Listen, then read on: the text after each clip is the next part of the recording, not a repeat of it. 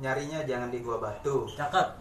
Assalamualaikum warahmatullahi wabarakatuh. Waalaikumsalam Oh warahmatullahi iya, ngomong-ngomong nih, perkenalkan nama saya Cangmat Salam. Saya dari perguruan Cingkrik Goning TP Bambang. Salam buat guru besar saya Tuh Bagus Bambang Sudrajat beserta bambang guru saya Bang Hermantong, Bang Aan, Bang Budi dan yang lain-lain. Oh iya, kali ini kita ingin berbagi tutorial untuk khususnya yang memang buta silat nih, atau memang yang tidak memahami silat sama sekali. Nah, khususnya juga buat memang pemula yang memang belum mengetahui tentang teknik silat. Kan gitu kadang orang-orang ya, mohon maaf, memang di jalan itu yang memang belum pernah belajar silat itu kadang dia bingung. Dia harus bagaimana untuk kalau misalkan dia dipegang tangannya gitu oleh memang orang-orang di luar sana yang memang ingin berbuat jolim atau berbuat jahat. Kita nggak pernah tahu nih. Nah, untuk ini makanya kita di sini kita berbagi tutorial untuk cara melepaskan tangan. Yuk, untuk lebih lanjutnya jangan lupa di like, di comment, and di subscribe. yuk. Nah, terus jangan lupa kita ngopi dulu, ngolah pikiran. Itu kita lanjut aja langsung untuk ke tutorialnya seperti apa. Bagaimana kita cara melepaskan tangan di jalan kalau seandainya kita dipegang tangan kita oleh mau tangan satu kek atau tangan dua kek. Nah, ini kita tunjukkan dari permainan Cingkrik Goning itu seperti apa gitu ya. Yuk langsung saja, misalkan kita dipegang tangan seperti ini. Coba Farid, misalkan megang tangan dua seperti ini ya. Nah, ini kalau kita dipegang tangan dua seperti ini, misalkan yang memegang dia tenaganya lebih besar daripada kita, atau mungkin badannya lebih besar. Coba pegang sekencang mungkin Ananda Faris. Nah, ini kalau kita memang memakai tenaga nih, dan ini sangat susah, apalagi khususnya memang buat perempuan. Nah, uniknya di Cingkrik ini, uniknya di Cingkrik ini kita seperti logo ya, logo kita lambang tangan seperti ini. Ini perlu kita harus jelaskan juga karena memang untuk biar penonton ini mengetahui Cingkrik ini lambangnya kok jari seperti ini gitu. Ini saya sedikit ingin menjelaskan. Jadi jari ini memiliki arti. Yang pertama, jari telunjuk kita harus ingat vertikal selalu ke atas. Kita harus ingat bahwa kita diciptakan di dunia ini untuk apa dan kembali kepada siapa gitu. Nah, untuk jempol itu kenapa kita ini? Nah, jempol ini kita diakuin oleh dunia. Kita murid-murid Babe ini insya Allah itu sudah ada di internasional, khususnya di Belanda, di Australia kalau nggak salah, di Cina juga ada. Nah, jempol ini selain melambangkan kita diakui di dunia, ini juga melambangkan kekuatan di Cingkrik. Jempol ini. Nah, untuk jari tengah, kenapa sih lambangnya begini? Nah, ini memiliki filosofi. Jari tengah ini kenapa dia paling tinggi? Nah, ini kita punya moto kendalikan diri. Emosi kita tundukin, karena emosi ini dia paling tinggi ada di jari tengah. Emosi kita tunduk, ketika emosi kita tunduk, maka pikiran kita akan tunduk dan tindakan kita makin kecil. Jadi untuk filosofi atau arti dari lambang Cingkrik itu seperti itu gitu. Bagaimana kita mengendalikan diri sebisa mungkin agar memang tindakan itu tidak beresiko, atau kita hanya mengingatkan gitu bahwasanya kita ini tidak boleh berbuat jolim antar sesama gitu. Nah, lanjut saja ya untuk proses tutorial bagaimana sih caranya untuk dilepas tangan dua seperti itu nih. Caranya ketika kita dipegang tangan dua seperti ini. Nah, kalau kita menggunakan tenaga, coba sekencang mungkin. Nah, ini tapi prosesnya lama. Tapi di Cingkrik kita diajarkan untuk melepaskan tangan itu di saat musuh kita memang tenaganya lebih kuat, ayo kencengin. Nah, di sini kita kendorin selemas mungkin. Kita diajarkan untuk pasrah atau ikhlas di dalam Cingkrik ini. Ketika kita kendor, kencengin. Nah, ini dia kekuatannya ini akan tersedot oleh kita. Dan ini gampang sekali melepasnya. Tuh. Coba lagi. Kencang, sekencang mungkin. Nah, saya lemas. lagi. Tuh. Ayo pegang sekencang mungkin. Kita lemes ya, jangan ada tenaga. Beda nih, kalau ada tenaga ini seperti ini. Tuh, ini tenaga. Tapi kalau kita ini lemas lagi. Tuh. Jangan ada tenaga sama sekali. Kita taunya kita pengen muter tangan dari hitam, putih, miring. Yuk lagi. Hitam, putih, miring, dorong. Nah, yuk lagi. Hitam, putih, dorong lagi. Tuh. Yuk lagi. Di saat kita dipegang tangan dua seperti ini, kita lemesin. Baru kita lepas. Tuh. Ya. Lagi. Sekencang mungkin, Ananda Paris. Tuh. Ya. Ini kalau kita dipegang tangan dua. Nah, ini teorinya. Pegang tangan satu dulu, biar penonton tahu. Nih, proses untuk melepaskan ya. Ya, hitam, putih. Nah, ini dimiringin. Kenapa sih dia bisa terlepas? Nih, karena kita melawan jempol. Kalau kita memang empat ke sini, dia itu agak lama prosesnya. Bisa saja terlepas. Tuh.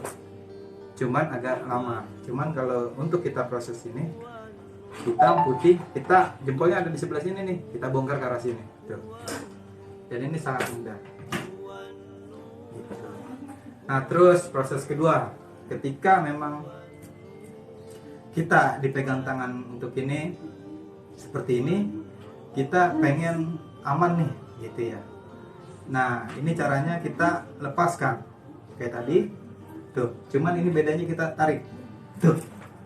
Tak, yuk lagi sekali lagi, lepas, tuh.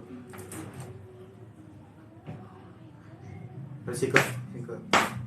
Yuk lagi, set, pas, tuh, trak, ikut.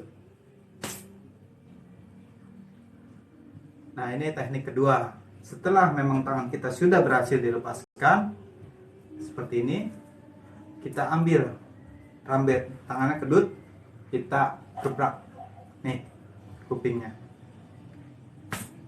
gitu. Habis ini baru terserah kita mau sikut boleh, beri lagi boleh, terserah. Jadi seperti itu teman-teman gitu. Mungkin ini bisa bermanfaat. Jadi ketika memang kita dipegang mau oleh tangan seperti ini, kita lepaskan, caranya kita harus lemas, kita harus berpasrah diri kepada Yang Maha Kuasa bahwa kita tiada daya upaya. Cuman kita di sini diajarkan nih teknik bagaimana kita dalam kepasrahan kita mempunyai ilmu gitu. Ibaratnya untuk melepaskan diri seperti apa. Nah, ini seperti ini prosesnya ya. Ayo pegang lagi. Tuh, hitam, putih, miring, lepas. Lagi. Hitam, putih, miring, lepas. Jadi seperti itu teman-teman. Dan ini tidak ada, ibaratnya tidak ada ini ya. Ini memang real gitu. Dan memang Ananda si Paris ini kencang sekali megang nih. Bisa dibuktikan tuh kalau saya pakai kekuatan. Tuh. Susah. Tapi kalau kekuatan dibalas kelembutan, itu insya Allah biar kayak gimana pun, insya Allah itu akan terlepas dengan sendirinya. Yuk kita buktikan di main pukul Cingkrik Goning TB Bambang ini. Yuk kencang tuh, sangat mudah. Jadi seperti itu teknik satu ya. Tutorial kedua, ketika kita ini dipegang tuh, kedut masuk, baru sikut, beri lagi. Jadi seperti itu teman-teman. Jadi kalau ini mungkin Paris ada yang ditanyakan atau gimana gitu. Ini kita kan sambil, saya sih memang sama Ananda Paris ini sering latihan kita berdua gitu, karena memang beliau ini memang dititipkan oleh orang tuanya gitu pada saya. Makanya saya memang kadang apa yang saya punya saya bagi pada beliau gitu. Nah, untuk itu mungkin Paris ada yang ditanyakan mungkin mengenai tentang Cingkrik ini seperti apa gitu. Kok kenapa dia bisa lepas atau bagaimana gitu. Gimana ya? Kok bisa gitu?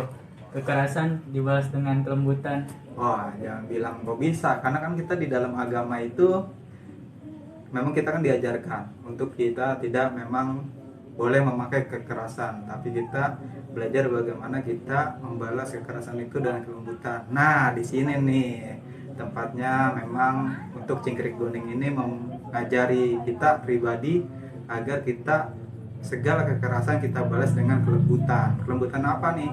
Kelembutan hati, perilaku, baik juga tindakan, mengingatkan bahwasannya ini tidak boleh seperti itu gitu. Jadi gitu Nanda Faris.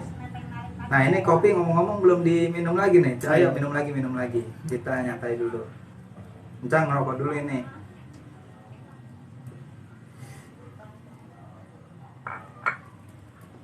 Oh iya, nah terus tadi juga Nanda Faris dia bertanya, bagaimana sih Cang cara memutarkan golok dasar itu seperti apa kalau orang pengen bisa main golok? Nah di sini nanti saya kasih untuk ininya, saya buka nih di sini gitu. Nah ini kebetulan ada Faris juga bawa golok nih, dia tuh dari rumah niat banget dia sini. Iya nih coba kayak gimana. Jadi untuk golok itu yang pertama kita kalau mau ini kita belajar nyabut dulu. Nyabut itu kita pegang tangan kanan sarung, kiri cabut. Tuh. Cocok. Dari sini rebut. Nah, itu bagaimana kita mencabut golok dan memasukkannya. Memasukkannya kita harus diraba. Tuh, pandangan tetap ke depan. Jangan ke sarung golok karena kita bisa diberi orang. Begitu. Nah, bagaimana kita kalau kata guru-guru nih, kita jangan pernah belajar golok itu pengen merasa apa bisa seperti itu. Tapi bagaimana kita bisa merasakan. Ini golok nih kita cabut. Tuh. Kita harus bisa merasakan bagaimana golok ini kita masukkan kembali gitu. Nah, untuk itu kita sebelum kita udahin nih, saya ada pantun nih. Gitu ya. Bang, seni budayawan kumpulnya di sini. Mantap, cakep. Dengan pemerintah diminta kita bersinergi. Cakep. Bersama yuk kita bangun negeri dengan seni. Insya Allah kita harus istiqomah untuk selalu berekspresi. Nah untuk itu bagaimana kita cara mendukungnya nih gitu, mendukung para penggiat-penggiat seni budaya dengan cara kita like, subscribe dan share Banyak-banyaknya ya. yuk sebanyak-banyaknya ya. Jangan lupa akhir kalam wabillahi taufiq wal hidayah. Assalamualaikum warahmatullahi wabarakatuh. Wabarakatuh.